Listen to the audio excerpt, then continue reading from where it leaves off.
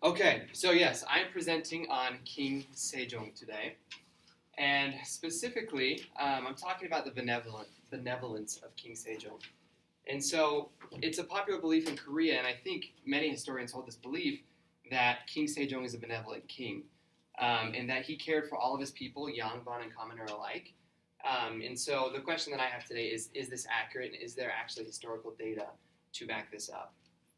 So my agenda for today is first I'm going to give a brief historical background on King Sejong, and then I'm going to provide four evidences of Sejong's benevolence. The first is his Shilok, the second is the creation of Hangul, the third is the biography of the Buddha that he had compiled, and the fourth is the development of printing technology during his reign. So first, again, just a brief background on King Sejong. He was born May 15th, 1397. And he was the third son of King Taejong, who was the third ruler of the Joseon dynasty in Korea. And Taejong abdicated the throne 4 years before his death to protect Sejong. And so this was a little bit controversial at the time because Sejong wasn't the oldest son, he was the third son.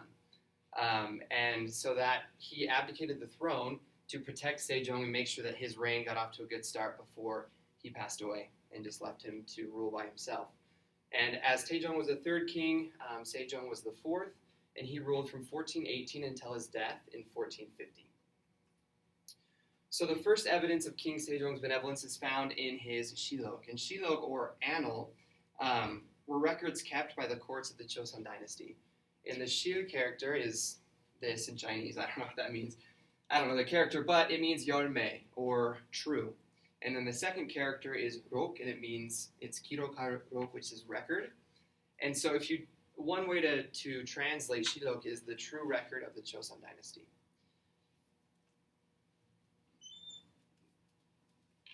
Oh, okay, yeah. So Sejong's court kept a record that was detailed and extensive. It's one of the longest records of all of the kings of the Joseon dynasty.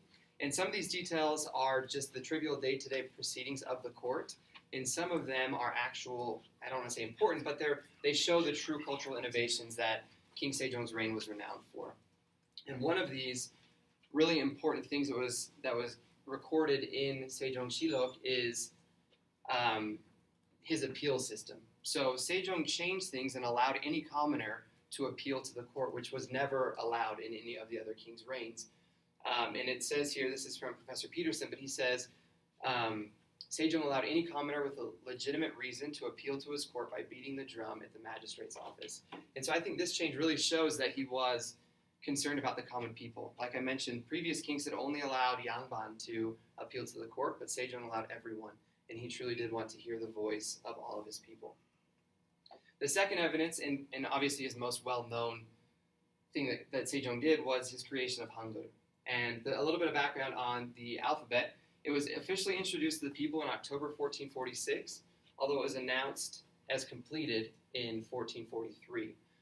And originally the alphabet contained 28 letters, but today only 24 of those are used. And the alphabet was a creation of Sejong himself. Some people argue that Sejong had this group of scholars, and they argue that the king just kind of oversaw them and they created the alphabet themselves. But actually, it's recorded in the document that was published with the creation of the alphabet that His Highness has personally created the 28 letters of the vernacular script. And this is a quote from that same document, the Hunmin Cheongum, which is the handbook for learning the Korean alphabet. And this is from Sejong himself. The sounds of our country's language are different from those of the Middle Kingdom and are not confluent with the sounds of characters. Therefore, among the ignorant people, there have been many who, having something they want to put into words, have in the end been unable to express their feelings. I have been distressed because of this and have newly designed 28 letters, which I wish to have everyone practice at their ease and make convenient for their daily use. And so I don't think there's any better evidence of Sejong's benevolence than this statement here. He says that he was concerned that the common people weren't able to express themselves in writing and they weren't educated, and so that is his reason for creating the new alphabet.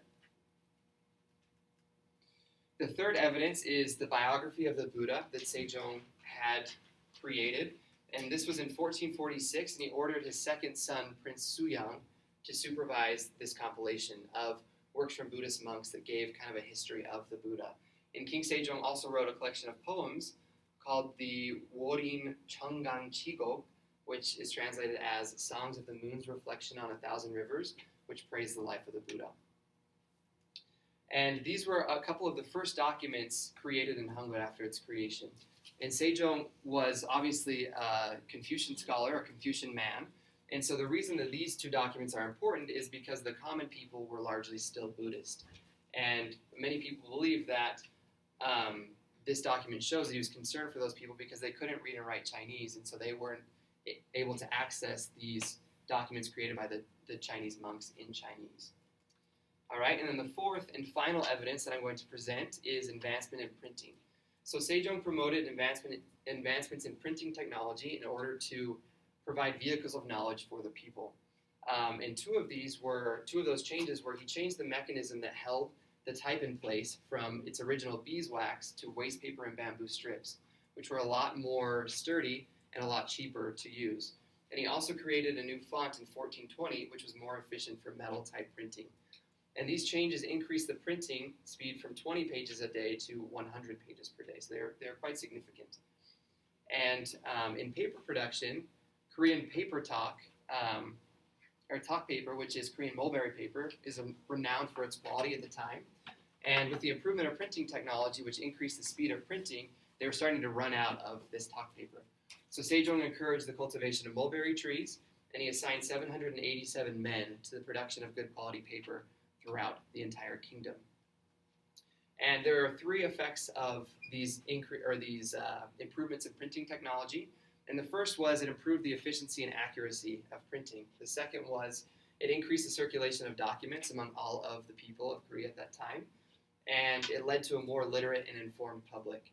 And Sejong truly believed, as a Confucian sage or scholar, that education was the key to success of the people. And so that is why he implemented these new technologies in printing to, allow common people and everyone really to have access to the documents of the time. And so, the four evidences that I've covered today on Sejong's benevolence were the changing of the appeal system as recorded in the annals of the Sejong dynasty, or the Sejong's reign. The second is the creation of Hangul. The third is the creation of the biography of the Buddha. The fourth is the advancements in printing. And I believe, as I mentioned already, that these truly show that Sejong was a benevolent king that cared about the prosperity and happiness of all of his people. And that really is, as Professor, oh my goodness, what's our professor's name?